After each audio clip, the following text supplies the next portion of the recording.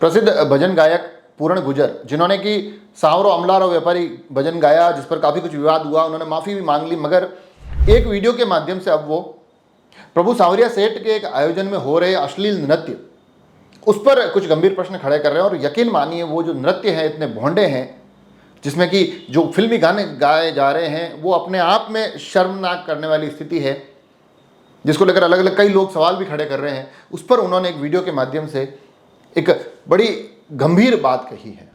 क्या कुछ पूरा विषय है वो भी आपको बताऊंगा, साथ ही यह भी बताऊंगा इस एपिसोड में कि किस एक व्यक्ति ने इस पूरे प्रकरण में अब खुद को धमकियां मिलने की बात कही है।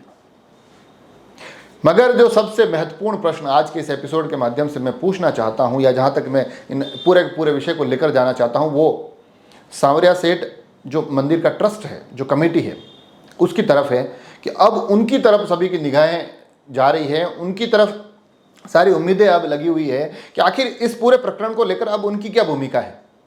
फिर वो चाहे जो भजन में आपत्तिजनक शब्द हो उसको लेकर, अब जो ये भादसोड़ा से जो दृश्य निकल कर आए हैं, जो सांवरिया सेठ प्रबंधन कमेटी भादसोड़ा के एक आयोजन के माध्यम से जो ये भोंडे नृत्य के विजुअल वायरल हो रहे हैं, इन तमाम चीज़ों को लेकर अब प्रभु सांवरिया सेठ का ट्रस्ट क्या कुछ सोचता है, उसकी भूमिका क्या है, क्योंकि अब उनके पाले में बॉल है, क्योंकि लंबे समय से उन्होंने ऑब्जेक्शन नहीं किया तो ये चीज़ें यहाँ तक आ गई।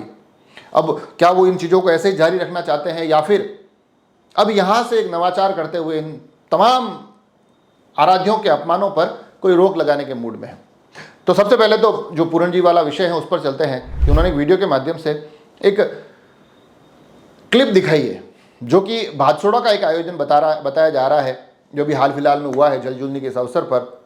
भादसोड़ा अपने आप में एक बहुत अति महत्वपूर्ण स्थल है, अत्यंत पावन और पवित्र स्थान है, और वहाँ के आयोजन से इस प्रकार के दृश्य निकल कर आना चिंता का विषय है, जिसमें कि महिलाएं अजीबोगरीब कपड़े पहनकर कयामत है ऐसे कुछ अश्लील से अजीबोगरीब गानों पर, जिनका उस भजन संध्या से, उस आस्था के उस पूरे संगम से कोई लेना देना नहीं है, वहाँ पर ऐसा महसूस होता है कि कोई ऑर्केस्ट्रा नाइट चल रही हो। तो उस पर उन्होंने प्रश्न खड़ा किया, और प्रश्न में उन्होंने यह भी पूछा है कि अब जो मेरे ऊपर आपत्ति आई थी, मैंने तो माफ़ी मांग ली, अब इन आयोजनों का क्या। हालांकि आखिर में वो प्रहलाद जोशी का जिक्र करते दिखाई देते हैं कि प्रहलाद जी अब तो बहुत खुश होंगे। हालांकि इस पूरे विषय पर प्रहलाद जोशी, जो कि इन्होंने मुहिम शुरू की थी कि इन भजनों में जो शब्द इस्तेमाल किए जा रहे हैं, तो मुझे नहीं लगता कि वो खुश होंगे। उनको भी कहीं ना कहीं ये लग रहा होगा कि ये चीज़ें भी बंद होनी चाहिए। और सबसे महत्वपूर्ण बात है कि जिस प्रकार से पूरण गुर्जर ने माफ़ी मांगी और लोगों ने उनको जितना स्नेह दिया, उन्होंने कहा कि वो शब्द गलत थे, तो पूरण गुर्जर के लिए भी वहाँ से सम्मान बढ़ा। प्रहलाद जोशी भी जो संघर्ष कर रहे हैं, तो कहीं ना कहीं सभी की राहें एक ही हैं, सभी एक ही चीज़ चाहते हैं कि उस परिसर से, अध्यात्म के उस हमारे देवी देवताओं से जुड़े हुए विषयों पर पवित्रता बनी रहे, अपमानजनक चीज़ें ना हो। तो इसमें एक दूसरे पर कटाक्ष जैसा कुछ नहीं है, सभी एक ही काम में लगे हुए हैं। तो इस एक विषय के साथ साथ अब यहाँ से, जैसा कि मैंने कहा कि जो ट्रस्ट है उस पर भी एक महत्वपूर्ण जिम्मेदारी बनती है। मगर जो एक धमकी वाली बात का मैंने जिक्र किया था बीच में, तो ये जिनको धमकियां मिल रही है, ये आरोप लग रहे हैं प्रहलाद जोशी की तरफ से। उन्होंने कुछ स्क्रीनशॉट भी भेजे, कुछ कॉल रिकॉर्डिंग्स भी भेजी, जिनमें वो कह रहे हैं कि मुझे लगातार धमकियां मिल रही है। उसका जो मुख्य कारण है, आपको पता होगा कि आकृति मिश्रा, उन्होंने एक लाइव किया था, उसमें प्रहलाद जोशी के नंबर दिए थे उनके नाम के साथ। तो प्रहलाद जोशी का कहना है कि उसके बाद से मुझे लगातार धमकियां मिल रही है। धमकियों के उन्होंने स्क्रीनशॉट भी वायरल किए हैं। वो कह रहे हैं मुझे लगातार कॉल भी आ रहे हैं, मुझे इस प्रकार से प्रताड़ित किया जा रहा है। तो ये एक विषय ऐसा गंभीर है जहाँ सभी को संयम से चलने की आवश्यकता है। अगर आकृति मिश्रा को भी लगता है कि प्रहलाद जोशी कुछ गलत कर रहे हैं, उन्होंने कुछ गलत मुहिम चलाई है, तो यकीनन उनको, जिस प्रकार से प्रहलाद जोशी कानून के दायरे में रहते हुए काम कर रहे हैं, उन्होंने एक रिपोर्ट दर्ज करवाई है, तो फिर आकृति मिश्रा भी तमाम कानूनी सेवाओं और सहायताओं के लिए स्वतंत्र है। उन्हें भी उसी माध्यम से आना चाहिए, किसी लाइव के माध्यम से, सोशल मीडिया पर किसी के नंबर वायरल करते हुए इस प्रकार की चीज़ों से बचना चाहिए। और क्योंकि ये इसलिए ज़रूरी है क्योंकि भजन गायकों से हम सर्वश्रेष्ठ आचरण की उम्मीद करते हैं। आप वो भाग्यशाली लोग हैं, आप वो गुणी लोग हैं जिनको स्वर और उस स्वर को समझने की जो शक्ति प्रभु ने दी है, जिसके माध्यम से आप हमारे देवी देवताओं का, आप तमाम आराध्यों का एक गुणगान करते हैं, उनकी स्तुतियाँ गाते हैं। ये जो गुण है, ये जो आपको सामर्थ्य दिया है, ये आपको विशेष बनाता है।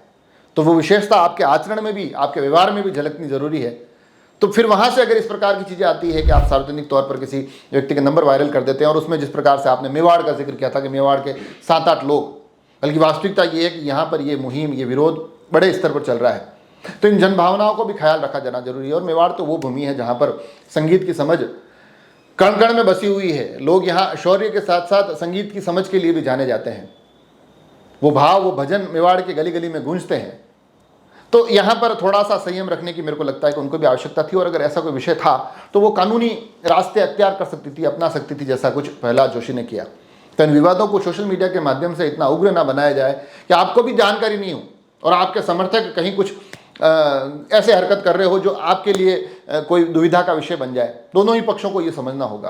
तो कुल मिलाकर ये दो मामले निकल कर आए हैं, मगर पुनः मैं वहीं पर आऊँगा जहाँ से मैं शुरू में आपसे बात करता दिखाई दे रहा था कि अब सबसे बड़ी जिम्मेदारी, सबसे महत्वपूर्ण जिम्मेदारी प्रभु सांवरिया सेठ मंदिर के ट्रस्ट की बनती है, उस कमेटी की बनती है, जिनके ऊपर जिम्मेदारी है कि न केवल इस आस्था के स्थल का वो ध्यान रखें, प्रभु सांवरिया सेठ के तमाम स्वरूपों का ध्यान रखें, उनके सम्मान का ध्यान रखें, बल्कि उनके इर्द गिर्द जो चीज़ें होती दिखाई देती है, फिर उसमें चाहे भातसोड़ा वाला ये आयोजन हो, ये भोंडे नृत्य उस मंच के माध्यम से हो रहे हो, या फिर भजनों में जिस प्रकार के शब्द इस्तेमाल हो रहे हो, इस शब्दों के माध्यम से जो संघर्ष हो रहा हो, खींचतान चल रही हो, उस पर उनको अपना पक्ष रखना चाहिए। उन्हें बताना चाहिए कि वो कहाँ खड़े हैं।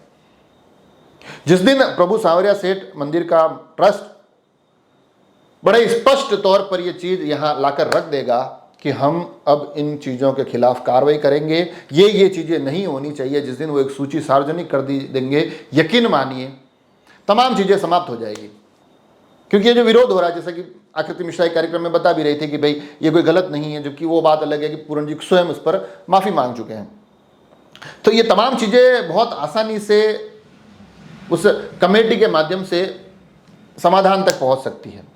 तो अब उनको आगे आने की आवश्यकता है, उनको ये बताने की ज़रूरत है कि भाई साहब ये चीज़ें तो मान्य हैं, अगर आपको आराधना करनी है, साधना करनी है, भजन गाने हैं तो इस स्वरूप में गाइए। अगर इस प्रकार के शब्द इस्तेमाल करेंगे तो हम उन्हें बिल्कुल भी स्वीकार नहीं करेंगे। और साथ ही जो अन्य ट्रस्ट, जो आसपास के आयोजन होते हैं, उनको लेकर भी उन्हें थोड़ा सख्त होना पड़ेगा, ताकि अगले वर्ष ये भातसोड़ा जैसे ये दृश्य निकल कर आ रहे हैं, ये कहीं से निकल कर नहीं आए। और ये सिर्फ प्रभु सांवरिया सेठ से जुड़ा हुआ विषय नहीं है, मैं बार बार कहता हूँ, ये प्रत्येक उस व्यक्ति से, प्रत्येक आस्था के उस स्थल से जुड़ा हुआ विषय है। जहाँ हम अपने आराध्य को याद करते हैं तो वहाँ पर भी तमाम पवित्रता, तमाम शुद्धता बनी रहे। ये आपकी, हमारी सबकी जिम्मेदारी है। इस एक एपिसोड के माध्यम से मैं पुनः एक बार आखिर में आग्रह करूँगा प्रभु सांवरिया सेठ मंदिर के ट्रस्ट को, अब वो आगे आए। ये सही वक्त है जब वो आए और बताएं कि उनके मन में क्या चल रहा है, उनकी तरफ से क्या कुछ इन चीज़ों को लेकर सोच रखते हैं। देखते हैं क्या कुछ होता है आगे। इस पूरे प्रकरण पर आपको और भी अपडेट देने की कोशिश करूंगा। जुड़े रहें राजसमंद एक्सप्रेस से। धन्यवाद।